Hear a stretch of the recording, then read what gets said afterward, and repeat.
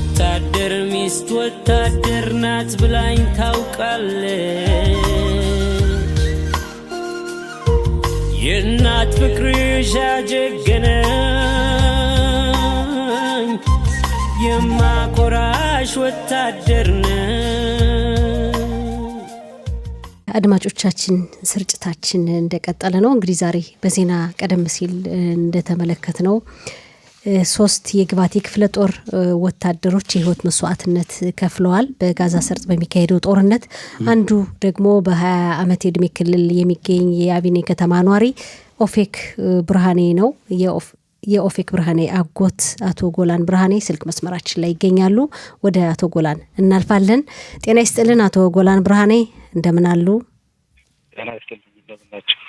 እናመሰግናለን። የሀዘናችሁ ተካፋይ ነን። በጣም እናዝናለን። አመሰግናለሁ። ኦፌክ እንግዲህ አጎት ነው እርሶ ለኦፌክ። ሁኔታው ከባድ ነው ይገባናል። እንደው ግን መቼም ጀግና ሲያልፍ ያው በጀግንነት ነው ያለፈው። ደግሞ ሌሎች አድማጮች መስማት ስላለባቸው ነው እንደው ስለ ሁኔታው ከቀብር በፊት ነው በእርግጥ ምናነጋግራችሁ። በጣም ከባድ ነው። ስለ ኦፌክ እንደው ትንሽ እስኪ ያሳትፉን ይንገሩን። ኦፌክ እንዴት አይነት ልጅ ነበር? በመጨረሻ ጊዜ መቼ ነው ያያችሁት በአካል? ኦፌክ ማለት በጣም ጥሩ ልጅ ነበር። አስተዳደጉ በቤተሰቦቹ ማሙ ብርሃኔ እና ሊያ ነበር የተወለደው እና ኦፌክ ማለት ከህፃንነቱ ጀምሮ እስከነበረበት ደረጃ በጣም ጥሩ ልጅ ነበር።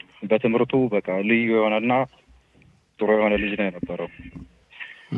ቅድሚያ በኪታ ጤት እያለ የሆነ ኩርስ ጀምሮ ወደ ፓይለት ለመሆን ፈተናዎችን ሁሉ አልፎ ወደዛ ተቀላቅሎ ነበር። ታልሚድ ሙኩናን ነበር ማለት ነው? አዎ የልጅ ሙኩናን ነበር። አሁን እዛ ገና ትምህርት ቤት እያለ እየተማረ ከወላጆቹ ስር ሆኖ እየተማረ ለ2 ዓመት ያህል እንትን መካኒክ እየተማረ እንትን ነበር። ግን እድሉ ግን አልተሳካም መጨረሻ። እና ደግሞ ኳስ ደግሞ ተጫዋች ነበር፣ ደግሞ የቅርጫት ኳስ ተጫዋች ነበር። ኦፌክ እንግዲህ አስተማሪዋ ስትናገር ጠዋት በረሸት ቤት እንደሰማ ነው ያሰበውን መናገር የሚችል በጣም ትልቅ ብቃት ያለው ልጅ እንደነበረ፣ እንዲያውም ባለፈው ሰኞ ከአንድ ሳምንት በፊት ማለት ነው ትምህርት ቤት መጥቶ የ12ኛ ክፍል ውጤቱን እንደወሰደ ሁሉ ነው። እና ቅድምም ባልደረባችን ወርቅነሽ እንደጠየቀችው መቼ ነበረ ቤት የነበረው ኦፌክ? ባለፈው እንግዲህ 2 ሳምንት ምናምን ከምናምን እንደዛ ይሆን ነበር። ከቤተሰቦቹ ጋር መጥቶ ነበር። እዛ ግዴታውን እንትን ለማለት ወደ ጋዛ ሄደ እና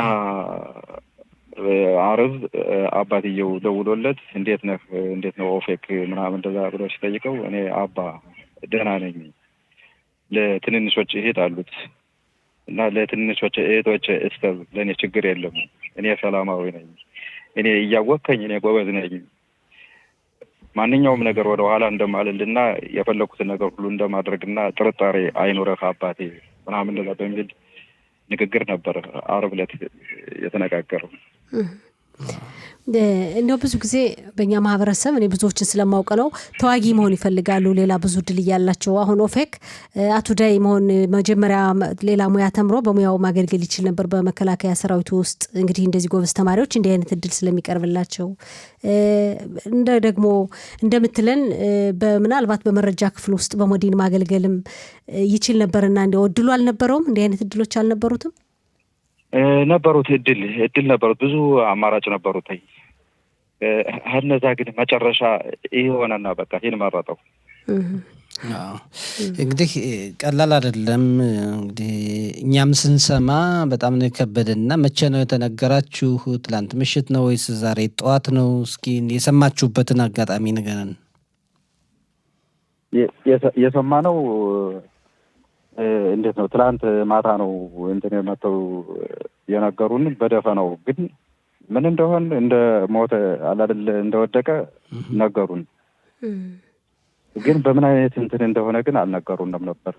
ዛሬ ጠዋት ነው የመጨረሻ እንትን ዝርዝር ሁኔታ አለቆች ውሳኔውን እንዴት እንደወደቀና እንዴት እንደተመታ ምናምን የነገሩን ዛሬ ጠዋት በ8 ሰዓት ነው። ያው እንግዲህ በዜናም እንዳቀረብነው ያው መስዋዕትነት የከፈለበት ሁኔታ ያው 3 ወታደሮች በፍንዳታ ነው። አዎ እንግዲህ ምናልባት መከላከያ ሰራዊቱ እንደዛ እኔ እንደጠየኳቸውና አብረን ቁጭ ብለን እንደነገሩን እንትን ነው አንድ እንትን ብረት ለበስ ተማትቶ ፈንጂ እንትን አጥምደው እንትን ተማትቶ ያን እንትን ለማድረግ እዛ ቦታ ለማውጣትና ያን ለማዳን እሳተ ቃጠሎን ለማጥፋት እነሱ ግዴታ ነበረባቸው። 3 መኪናዎች በተከታታይ ሲሄዱ እንትን በቃ እንደዚህ አጋጠማቸው። በመጀመሪያ ፈነዳ። እነሱ ይሄ እንግዲህ በሕክምና በኩል እርዳታ የሚሰጥ ነው የነበረው ኦፌክ እና አንዱ ጓደኛው እና 3ቱ ነው የነበሩበት። 5 ነው የነበሩ። ሁለቱ ደግሞ አንድ ሹፌር፣ አንድ አለቃ፣ ከኋላ ደግሞ 3 ነበሩ። 3ቱ ህይወታቸው አለፈ፣ 2ቱ ቆሰሉ። እንትን ሚሳኤል ነው ተኮሱባቸው። የመጨረሻዎች እነሱ 3 የተቀመጡት ተመቱ። እነዛ ምንም አልሆኑም። የመከላከያ ሰራዊት ኦፌክ ስንተኛ ልጅ ነው?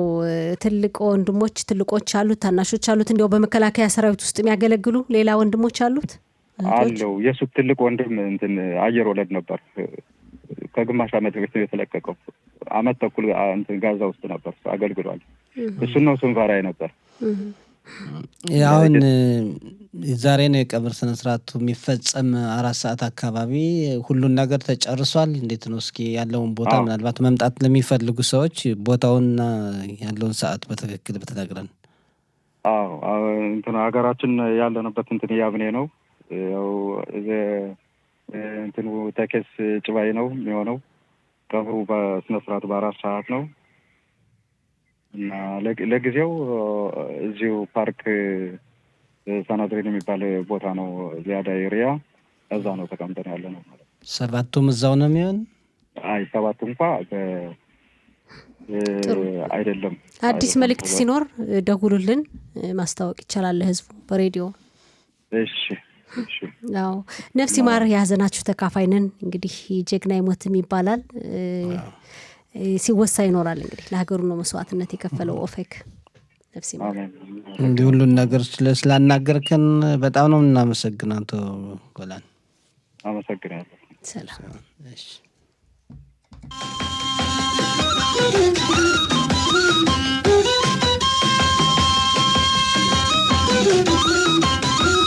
ለበቆራጡ ጀግና ወታደር በየሄደበት የማሳፍር አጥንትም አሁንም ወደፊትም ጀግና ወታደር አይደፈርም። ሐሞተ ኩሩ ልበ ደንዳና ሐሳቤ ቆራጥ ሁሉ የጸና። ወርቅነሽ አሁን ደግሞ እንግዲህ ከዘወትር ነው የምንጠይቀው፣ የሚተባበረንም ከመምህር ሩቤል መሸሻ ጋር ቃለ ምልልስ እናካሄዳለን። መምህር ሩቤልም የዚህ የወታደሩ ኦፌክ ብርሃኔ ቤተሰብ የቅርብ ቤተሰብ እንደሆነ ነው። ጤና ይስጥልን አቶ ሩቤል፣ እንደምን አለ? ጤና ይስጥልን፣ እንደምን አላችሁ? ደህና ነን። እንግዲህ የሀዘን ዳርቻ አድርገው እንላለን። ኦፌክን እንዴት ነው ከቅርብ ታውቋለህ? ቤተሰባዊ ግንኙነታችሁ ምን ይመስላል? አዎ ኦፌክ የግባቲ ተዋጊ ጀግና ተዋጊ ወንድማችን፣ ልጃችን፣ ወንድሜ የአጎቴ ልጅ ሊያ መሸሻ እናቱ ሊያ መሸሻ ናት። እኔ ሮቤል መሸሻ ነኝ። ስለዚህ የእሱ ሞት በእውነት ሁላችንም ከፍተኛ የሆነ ሐዘን ነው ያለበሰን። ለሀገሪቱ አጥንቱን ደሙን ማፍሰሱና መከስከሱ በእውነት ሁላችንም በሐዘን ላይ ነው ያለን። እጅግ በጣም ያሳዝናል። በቅርብ አውቀዋለሁ። እንደው ኦፌክን በቅርብ እንደው በግል ካወቅከው እንዴት ነው የምታስታውሰው? እንዴት ነው የምትገልጸው? ኦፌክ እንዴት አይነት ልጅ ነበረ አቶ ሩቤን? በመጀመሪያ ደረጃ ኦፌክን አውቀዋለሁ። እርግጥ በየጊዜው ባልገናኘውም ቢሆን ታታሪ ጀግና ጎበዝ ተማሪ ጠቅላላ የነበረው ሐሳብ ከዚህ ላይ ልናገረው ፈልገው ምንድነው እርግጥ የኔ ልጅ ከሱ ቀደም ብሎ ግቫቲ ቢሄድም ቢሆን በአንድ አይነት የጦር ካምፕ እንደነበሩና እንደሚተዋወቁና የኔ ልጅ ቀደም ብሎ ከሱ የ7 ዓመት ልዩነት በውትድርና ቢኖራቸውም እንደገናም የልጄ 27 ነው እሱ 20 ነው የልጄ በታች ነው ግን እሱነን ወደሱ መለስ ብል የነበረው ፍላጎት የነበረው ታታሪነት የነበረው ወላጆችንና ወንድሞቹን የመውደድ ሁኔታ በጣም ከፍተኛ ልዩ የነበረ ወንድማችን የነበረ አንተ እንግዲህ በማህበረሰቡ የነቃ ተሳትፎ እንደሚያደርግ አንድ ዜጋ በተለያዩ ጊዜ እንደዚህ ህይወት መስዋዕትነት ሲከፍሉ ችግሮች ሲፈጠሩ ቤተሰብን የማጽናናት ሁኔታ አለና ብዙም እንቅስቃሴ ታደርጋለህ። አሁን እዛ ቀብር ከሚካሄድበት አካባቢ ነው ወይስ እንዲሁ በስልክ ወደ ምሽት ላይ ደርሳለሁ ከዛ ምሽት ላይ ደርሳለሁ የሆነ ጉዳይ በህብረተሰቡ ጉዳይ የሆነ አስቸኳይ ነገር ስለነበረ በዛውን ስለወደቀብኝ የሆነ ስብሰባ ወጥቻውን መንገዴን ወደ ዛሬ ነው ወደ ምሽት ላይ እደርሳለሁ እንግዲህ እስከ 4 ሰዓት ባለው ውስጥ በ4 ሰዓት ነው ቀብሩ እስከ 4 ሰዓት እደርሳለሁ ብዬ ነው ማምነው እንግዲህ በእኛ ማህበረሰብ ውስጥ ወደ 34 እየደረሰ ይመስለኛል እንግዲህ ከዛ በላይ ካልሆነ ምናልባት ቁጥሩን ካልተሳሳቱ የሚከፈለው ህይወት መስዋዕትነት ከባድ ነው መምህር ሩቤን እንደው እንዴት ምን ትላለህ በዚህ ጉዳይ ይኸውልሽን አሁን ያለው ወርቅነሽ ምንድነው በህብረተሰባችን ላይ ልክ እንደገለጽሽው ከ34 በላይ የኛ ሀብራክ ወጡ ለሀገራቸው ይወደቁ እንደወደቁ ነው ስታቲስቲካ ቁጥር ላይ የሚገልጸው ይኸውልሽ ያለው ምንድነው ዝም ብሎ መውደቅና መዋጋት ብቻ ሳይሆን ለህብረተሰባችን ከፍተኛ የሆነ ድጋፍና ሞራል ማገፋፋት የእስራኤል መንግስት ማድረግ አለበት ይሄንን ነገር ግና በእስራኤል መንግስት ውስጥ ለህብረተሰባችን በከፍተኛ ሁኔታ የግዳፍም ሆነ የተለያዩ ህብረተሰባችን ከፍተኛ ደረጃ የሚደርስበትን በወታደርና ክፍልም ሆነ በተለያዩ ሁኔታ ጎልቶ አይታየውም ወታደር እንዳትወደዳለ ከወታደርነት ከወጣ በኋላ ማንነት ግን የሚያይልህ የለም የሚለው ሁኔታ ጎልቶ ይታያል ለዚህም ነገር ዝም ብለን መቀመጥ የለብንም መዋጋት ብቻ ሳይሆን መብታችንን መቀበልና ማወቅ አለብን ብዬ ነው ለህብረተሰቡ የምናገረው በዚህ ሰዓት ጥሩ አቶ ሩቤን እንግዲህ መጨረሻ መልእክት ካለ በመጀመሪያ ደረጃ ያመሰግናችኋለሁ ለእናንተ ለወንድማችን ለኦፌክ ብርሃኔ ለየሊያ መሸሻ ልጅ ስለወደቀው ቤተሰብ መጽናናትንና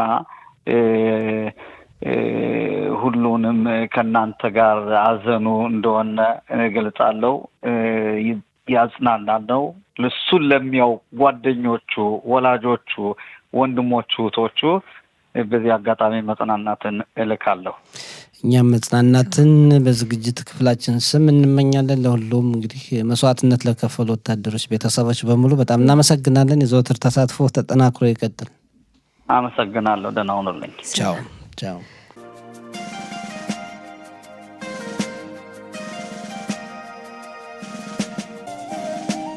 ወታደር ሚስት ወታደር ናት ብላኝ ታውቃለች የእናት ፍቅርሽ አጀገነኝ የማኮራሽ ወታደር ነኝ ወጥቻ አደርኩኝ ከዳር ከድንበር ፍቅርሽን ይዤ ላልፈራ ነገር ወታደር ነኝ ያንቺው ባልሽ ያንቺ ጀግና የማኮራሽ ወይ ልኖርላት ወይ ልሞትላት ብዬ እየታገልኩ ዘመናት አለ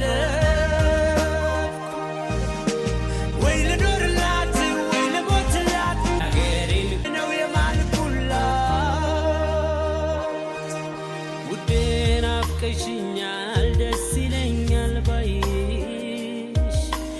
ልጠብቃት የሚለው ጸሎት